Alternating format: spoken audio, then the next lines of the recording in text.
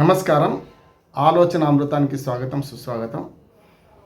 Meenakshi Natarajan Rajya Sabha nomination తిరస్కరణ విషయంలో అనేక గందరగోళాలు చోటు చేసుకున్నాయి. మొదట ఈ వెన్నుపోటుదారులు ఎవరు అంటే తెలంగాణలో ఆమె మీద కేసా లేకుంటే నోటీసా ఇదేదో బయటపెట్టిన వాళ్ళు ఎవరు, ముఖ్యంగా మధ్యప్రదేశ్ బీజేపీకి ఒప్పందించిన వారు ఎవరు అనేది ఒక అంశం. ఇది రాజకీయ అంశం. రాజకీయ రగడ జరుగుతూనే ఉంది. ఒకరి మీద ఒకరు దుమ్మెత్తి పోసుకుంటున్నారు. బీజేపీ ఏమంటుంది, సంతోష్ బీజేపీ ప్రధాన కార్యదర్శి, మీ వాళ్ళని మీరు అదుపులో పెట్టుకోలేక మమ్మల్ని ఎందుకు అంటారు, రాజకీయం అంతా మీది కదా, వెన్నుపొడుదారులు కోవట్టులు మీ దానిలో ఉంటే మమ్మల్ని ఎందుకు అంటున్నారు అని చెప్పి సంతోష్ అంటున్నారు. అసలు కోవట్టులు ఏం లేదు. బీజేపీ మొత్తం మీద ఎన్నికల కమిషన్ మీద పెద్ద ఎత్తున రాజకీయం చేస్తున్నది. ఎన్నికల కమిషన్ తనకు అనుకూలంగా మార్చుకుంటుంది. బీహార్లో కానీ ఇతర 2-3 రాష్ట్రాల ఉదాహరణలు చెప్తూ ఇవాళ మధ్యప్రదేశ్లో కూడా అదే జరిగిందని చెప్పేమో ఇటు పక్క కాంగ్రెస్ అంటుంది. ఇది రాజకీయ ఆరోపణలు ప్రత్యారోపణలు జరుగుతున్నాయి. అసలు నామినేషన్ విడ్రాకు కారణం సరైందేనా, నామినేషన్ రిజల్ట్కు సరైన కారణమేనా అంటే నా ఉద్దేశం యాజ్ అడ్వకేట్గా కరెక్ట్ కాదంటున్నాను. ఎందుకంటే మీరు ఫామ్ నెంబర్ 26 నింపే క్రమంలో మీరు దానిలో నేర చరిత్ర అంటే ఆస్తులు, అప్పులు, నేర చరిత్ర, విద్యార్హతలు ఇవి 4 నింపాలి. నేర చరిత్ర అంటే ఒకసారి కొన్నిసార్లు కేసు రిజిస్టర్ అయినట్టు తెలియకపోవచ్చు, లేకపోతే తెలిసినా కూడా అది ఇగ్నోర్ చేయవచ్చు. ఒక్కోసారి ఇగ్నోర్ చేస్తే తప్పు, కానీ తెలియకపోతే తప్పు కాదు కదా. అఫిడవిట్లో మీరు ఇది ఎన్నికల అఫిడవిట్లో నేర చరిత్ర గురించి కానీ వీటి చెప్పేటప్పుడు ఎక్కడైనా ఆ కాలం ఏది వచ్చినా ఆ కాలంలో ఖాళీ పెట్టవద్దు. అది నాన్ అప్లికేబుల్ ఎన్నియర్ రాయొచ్చు. విషయాలు తెలిస్తే చెప్పవచ్చు. తెలియకపోతే చెప్పకపోతే అది తప్పు ఎట్లా అవుతుందని ఒక మాట అవుతుంది. తెలిసి చేయలేదని ఇంకొక ఆరోపణ ఆమె మీద ఉన్నది. 2 విషయాలు చూద్దాం మనం. ఒకవేళ అన్ని కాలం నింపినప్పుడు అసలు నామినేషన్ తిరస్కరణకు సరైన కారణాలు లేకుండా తిరస్కరించొద్దని సుప్రీంకోర్టు, హైకోర్టు చాలాసార్లు చెప్పినాయి. ఎందుకంటే ఆర్ఓ చాలా స్ట్రాంగర్, అంటే ఎంత గట్టివాడంటే ఆర్ఓ చెప్పింది వేదం అవుతుంది. ఆర్ఓ తిరస్కరించిందంటే కోర్టులు కూడా చాలాసార్లు ఏం చేయలేదు. ఇప్పటికి కూడా నాకు అనుమానం ఏంటంటే ఎలక్షన్ కమిషన్ ఏం చేయలేదు, ఇప్పుడు ఆర్ఓ నిర్ణయం మీద కోర్టులు కూడా ఏం చేయలేదు. అంటే ఆర్ఓ సుప్రీం అన్నట్టు. ఉదాహరణ చెప్తాను. ఒక జడ్జి ఇంట్లో దొంగలు పడ్డారు అనుకోండి, జడ్జి నేనే కదా, దొంగను పట్టుకున్నా కూడా ఆ దొంగ మీద కేసు పెట్టి పోలీస్ స్టేషన్ కంప్లైంట్ ఇచ్చి ఎస్హెచ్ఓ ద్వారా మళ్ళీ కేసు రిజిస్టర్ అయితే తప్ప సాధ్యం కాదు. జడ్జి నేనే కదా, మరి నేనే పట్టుకున్నాను కదా అంటే లాభం లేదు. ఇక్కడ కూడా అంతే. ఎలక్షన్ కమిషన్ పరిధి ఏంటంటే ఆర్ఓకి అప్పచెప్పిండు, ఆర్ఓ నిర్ణయం శిరోధార్యం. ఆర్ఓని తప్పే చేసిండు, స్పష్టంగా ఈ కేసులో తప్పు చేసిండు అంటున్నాను. ఎందుకంటే ఏదైతే వాళ్ళు చెప్పిన ఆధారాలు ఉన్నాయో ఆధారాలకు తగ్గట్టుగా ఉన్నా కూడా తర్వాత ఎలక్షన్ కేసు పోవచ్చు, నష్టం ఉంది. కానీ ఇప్పుడు ఏదైతే తిరస్కరించే పని చేసిండో అది ఒకసారి పెన్నుతో రాసేసిండు, శిలాక్షరం అవుతుంది అంటున్నాను. ఈ అసాధారణమైన కేసులో రేపొద్దున సుప్రీంకోర్టు ఏమైనా తీర్పు ఇస్తుందా? ఎన్నికల ప్రాసెస్ నామినేషన్ల పర్వం ముగిసింది, స్క్రూటినీలో పోతే దాని గురించి మీరు ఎలక్షన్ పిటిషన్ వేసుకోమంటారు తప్ప ఇంకోటి ఏం లేదని నేను అనుకుంటున్నాను. సుప్రీంకోర్టు అసాధారణమైన నిర్ణయం అని తీసుకుంటే చెప్పలేము. నెంబర్ 1 ఒకటి. రెండోది ఏంటంటే ఇక్కడ జరుగుతుంది, ఆర్ఓ నిర్ణయం మీద ఎలక్షన్ కమిషన్ దగ్గర పోయిండు. వారు పెద్దగా రెస్పాండ్ కాలే వాళ్ళు కూడా. అంటే నిన్ననే రెస్పాన్స్ ఇవ్వాల్సి ఉండే. నిజంగా ఎలక్షన్ కమిషన్ తప్పబట్టేది ఏంటంటే భోపాల్లో ఎన్నికల ప్రధాన అధికారిని కలవడానికి పోయినప్పుడు మీకు అపాయింట్మెంట్ లేదని తలుపులు మూసేయడం చాలా దుర్మార్గం. న్యాయం ఎప్పలేవెళ్ళి తెరిచి ఉండాలి. అంతేందుకు చాలాసార్లు మీరు కోర్టులు, సుప్రీంకోర్టు, హైకోర్టులు కూడా ఉన్నత న్యాయస్థానం, అత్యున్నత న్యాయస్థానాలు కూడా ఎప్పుడప్పుడు ఏం చేస్తాయంటే అర్ధరాత్రి కూడా మన హౌస్ మోషన్ పిటిషన్ అనుమతిస్తాయి. పౌర హక్కులకు భంగం కలిగినా లేకుంటే ఏదైనా ప్రాణహాని ఉన్నా చేస్తే. పౌర హక్కుల భంగం అన్నట్టు కదా, నామినేషన్ తిరస్కరించడం వట్టిదేం కాదు కదా. మీనాక్షి నటరాజన్ యొక్క పోటీ చేసే హక్కును హరించినట్టే లెక్క కదా. అందుకని కనీసం స్క్రూటినీ టైం కంటే ముందే అసలు యాక్చువల్గా నామినేషన్ తిరస్కరణ ఉండొద్దని చెప్పి చాలా వరకు నామినేషన్ మొదట్లోనే పరిశీలిస్తున్నారు. అన్ని వివరాలు తీసుకుంటారు. ఏదైనా తక్కువ ఉంటే నోటీస్ ఇస్తారు. అప్పటికప్పుడు చెప్తున్నారు, ఇందులో ఖాళీ ఉందామని నింపేసేయండి, లేకపోతే ఇది తక్కువ ఉంది ఆ సర్టిఫికేట్ తీసుకురండి అని. ఆఖరికి ఎస్సీ ఎస్టీ సీట్లకు కూడా ఏదైనా సర్టిఫికేట్ పెట్టకపోతే మీరు తీసుకోరండి అని చెప్పి టైం ఇచ్చి 3 రోజులు నోటీస్ ఇస్తారు, ఏది నామినేషన్లు వేసినప్పుడు. అటువంటిది స్క్రూటినీ జరిగే క్రమంలో ఏమైనా పొరపాట్లు ఉంటే అంతకుముందు వీళ్ళు ఎందుకు చూసుకోలేదు?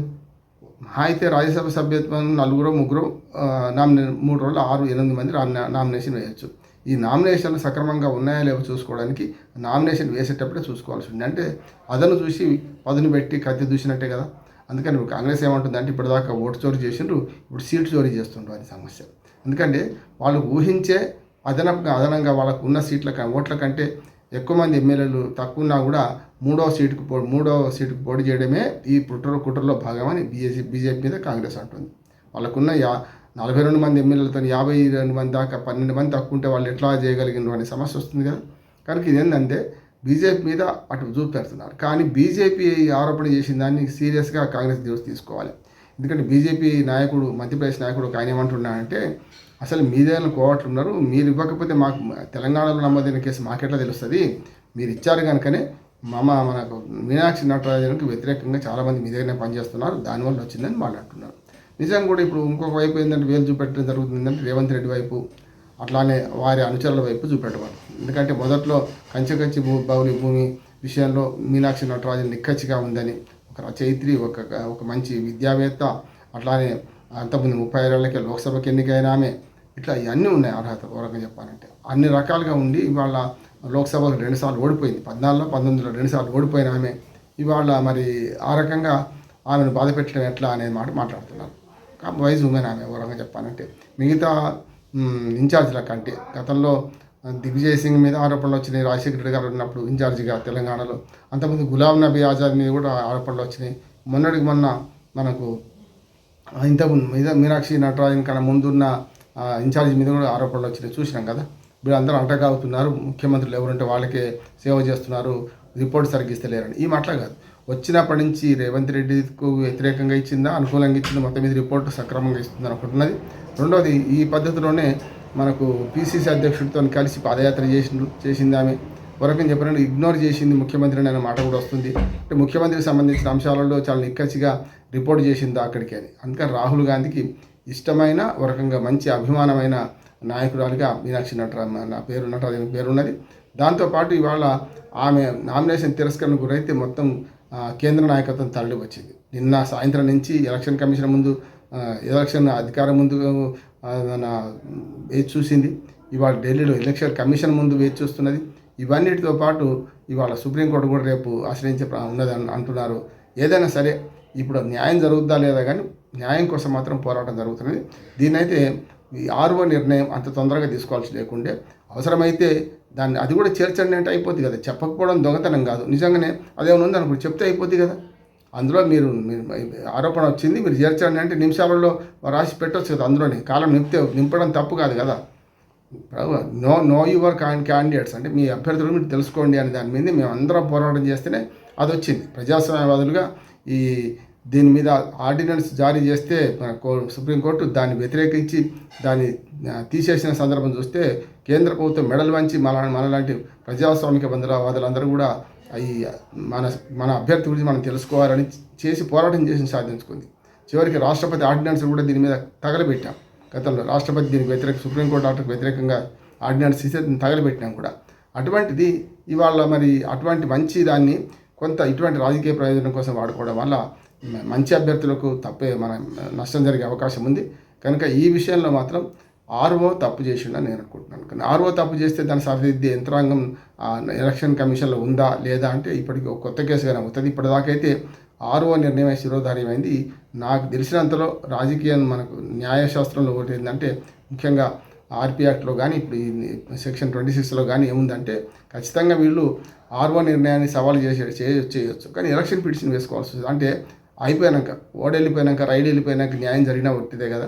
కనుక ఇప్పటికైనా సరే మరి సుప్రీంకోర్టు ఏమైనా చర్య తీసుకుంటుందా, అక్కడ అప్రోచే కాలే ఇప్పటి వరకు. ఇటు పక్కనేమో మరి ఎలక్షన్ కమిషన్ కూడా అప్రోచ్ అయ్యారు, వాళ్ళు కూడా పెద్దగా రెస్పాండ్ అయినట్టు కనపడతలేదు మనకు. కనుక ఈమె కేసు జెన్యున్ కేసు. ఇట్లా స్క్రూటినీలో ఇట్లా చిన్న పొరపాటుతో నామినేషన్ తిరస్కరిస్తే రేపు రాజకీయంగా దీన్ని పెద్ద ఎత్తున వాడుకునే అవకాశం అధికార పార్టీకి దేనికైనా ఉంటుందని అంటున్నారు. అంటే ఎలక్షన్ కమిషన్ కూడా సరైన అవగాహన లేకపోతే ఇట్లాంటి విషయాల పట్ల ఎలక్షన్ కమిషన్ కూడా మరి రిటర్నింగ్ ఆఫీసర్, కొన్ని చీఫ్ ఎలక్షన్ ఆఫీసర్ కూడా కాదు, ఎక్కడికక్కడ రిటర్నింగ్ ఆఫీసర్ ఈ పనులు చేస్తుంటే మరి చట్టం వాళ్ళకి అవకాశం ఇచ్చింది, కానీ దాన్ని దుర్వినియోగం చేస్తే మరి దాన్ని సరిదిద్దే ప్రయత్నం ఉండాలా లేదా అనే దాని మీద చర్చ జరగాలి. ఇది ఒక మంచి కేసుగా పరిగణించబడుతుంది. రేపు సుప్రీంకోర్టు కానీ ఎవరైనా తీర్పిస్తే మాత్రం ఇది కేసు ప్రెసిడెంట్గా పనికొస్తుందని నేను అనుకుంటున్నాను. నమస్కారం.